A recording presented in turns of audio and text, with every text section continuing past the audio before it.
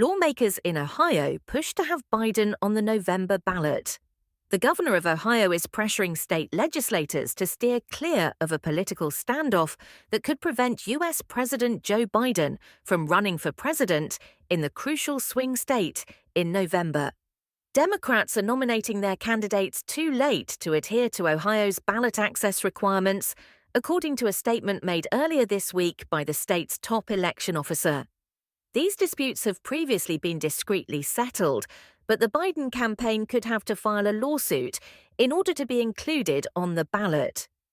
In order to enact a statute permitting Mr. Biden to stand on the ballot, the governor announced on Thursday that he would be bringing the legislature into an unusual special session. Political parties nominated for president and vice president in Ohio must formally affirm them to the election's chief 90 days or more prior to the general election. This implies that by August 7th, Mr. Biden and his vice president, Kamala Harris, must be officially recognized as Democratic contenders.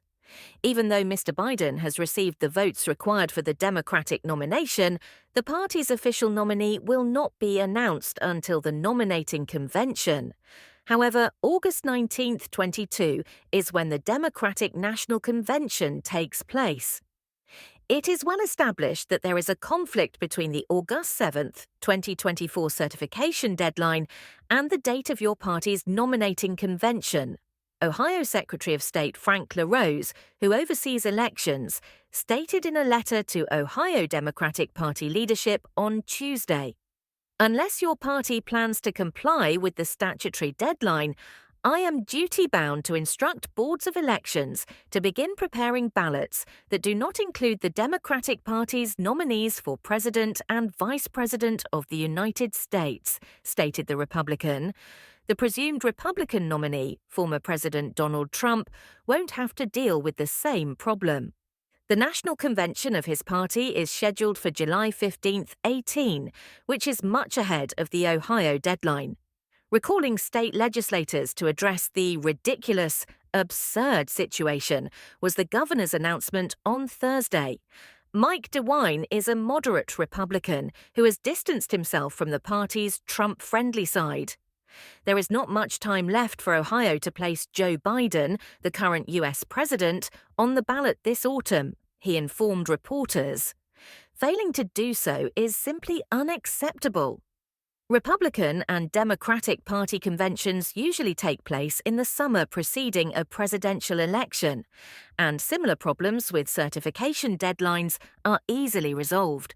Republicans in Alabama and Democrats in Washington state made temporary adjustments earlier this year in order to remove Mr. Biden from voting deadlines.